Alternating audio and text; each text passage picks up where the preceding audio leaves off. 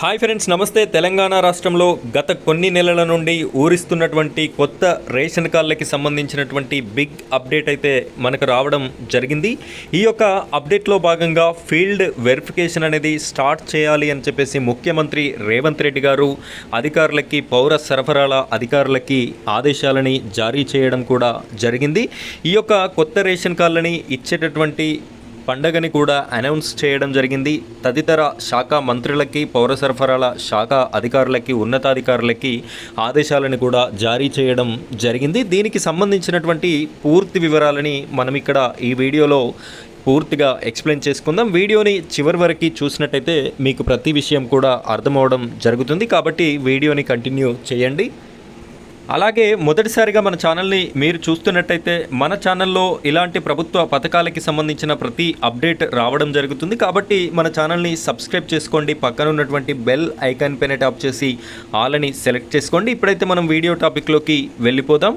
Friends, మీరు ఇక్కడ చూడొచ్చు, కొత్త రేషన్ కార్డుల జారీకి ఏర్పాట్లు అని చెప్పేసి ఫీల్డ్ వెరిఫికేషన్కి ప్రభుత్వం ఏర్పాట్లు. మీ సేవ ద్వారా వచ్చిన దరఖాస్తులపై పౌర సరఫరాల శాఖతో విచారణ.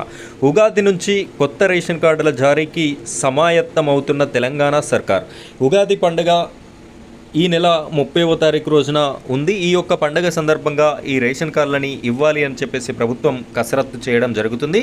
మరో కీలక నిర్ణయం తీసుకుంది. మీ సేవా కేంద్రాల ద్వారా స్వీకరించిన దరఖాస్తులపై క్షేత్రస్థాయి విచారణకి ఏర్పాట్లు చేస్తుంది. విచారణ బాధ్యతలను పౌర సరఫరాల శాఖకి అప్పగించింది. సివిల్ సప్లై అధికారులు ఇంటింటికి వెళ్లి దరఖాస్తుదారులను విచారిస్తారు. గత 10 ఏళ్ల నుంచి రాష్ట్రంలో 89.90 లక్షల కార్డుల ద్వారా 2.81 కోట్ల మంది లబ్ధిదారులకి రేషన్ షాపుల ద్వారా ప్రభుత్వం సరుకులు అందజేస్తుంది. మరికొందరు నిరుపేదలకి కొత్త రేషన్ కార్డులు అందించాలని ప్రజాపాలన, ప్రజావాణి, గ్రామ సభల ద్వారా దరఖాస్తులు స్వీకరించింది. ఇంకొందరికి మీ సేవల ద్వారా దరఖాస్తు చేసుకునే అవకాశం కల్పించింది. ఇక్కడ మనకి 4 రకాలుగా అప్లికేషన్స్ అయితే తీసుకోవడం జరిగింది. ప్రజాపాలన, ప్రజావాణి, గ్రామ సభలు, అదేవిధంగా మీ సేవల ద్వారా అప్లికేషన్స్ని అయితే తీసుకున్నారు.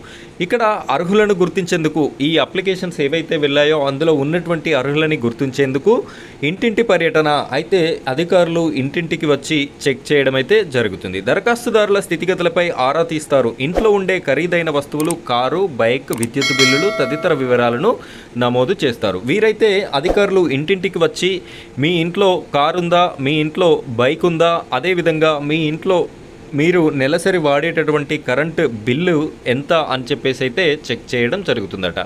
ఇంటి యజమాని ఫోన్ నెంబర్, కుటుంబ సభ్యుల పేర్లు, నెలవారీ ఆదాయ వివరాలను కూడా సేకరిస్తారు. దరఖాస్తుదారు అందుబాటులో లేకుంటే ఫోన్ ద్వారా వివరాలను కూడా సేకరించడం జరుగుతుంది. సో ఈ విధంగా మనకి ఇంటింటి సర్వే అనేది చేసి మరలా అర్హులను గుర్తించి ఈ యొక్క కొత్త రేషన్ కార్డులని ఉగాది పండగ సందర్భంగా ఇచ్చేటటువంటి ఆలోచన చేయడం అయితే జరుగుతుంది అని ప్రభుత్వం నుండి మనకి క్లారిటీ అయితే రావడం జరిగింది. ఇక్కడ పేదల్లో చిగురుస్తున్న ఆశలు అని చూడొచ్చు మనం ఒక హెడ్డింగ్. కాంగ్రెస్ అధికారంలోకి వచ్చిన తర్వాత కుటుంబ సభ్యుల వివరాలతో కూడిన కార్డులు ముద్రించి పంపిణీ చేయడానికి ఏర్పాట్లు చేస్తుంది. నీలిరంగులో కార్డులు వస్తాయనే ప్రచారం ఊపందుకోవడంతో చాలామంది నిరుపేదలు సంబరపడుతున్నారు.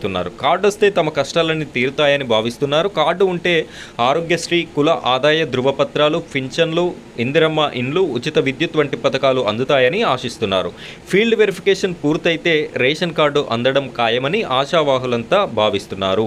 ఈ యొక్క రేషన్ కార్డే అన్నిటికీ మూలాధారం కాబట్టి తొందరగా ఇలాంటి పండుగలు ఎన్నో పోయాయి. ఇప్పటివరకు తెలంగాణ రాష్ట్ర ప్రభుత్వ పెద్దలు చాలా పండుగలు చెప్పి చాలా పండుగలకి ఇవ్వకుండా దాటవేసిన పరిస్థితిని మనం చూస్తున్నాం. కనీసం ఈ ఉగాది పండుగను పురస్కరించుకొనైనా కూడా ఈ యొక్క రేషన్ కార్డులని ఇస్తే బాగుంటుంది అని చెప్పేసి మన ఛానల్ ద్వారా కూడా కోరుకోవడం జరుగుతుంది. ఫ్రెండ్స్, ఇది ఇవాల్టి మన వీడియో. ఇలాంటి మరిన్ని వీడియోస్ కోసం మన ఛానల్ని సబ్స్క్రైబ్ చేసుకొని పక్కన ఉన్నటువంటి బెల్ ఐకాన్ పైన ట్యాప్ చేసి ఆల్ అని సెలెక్ట్ చేసుకోండి. Thank you friends, thank you very much.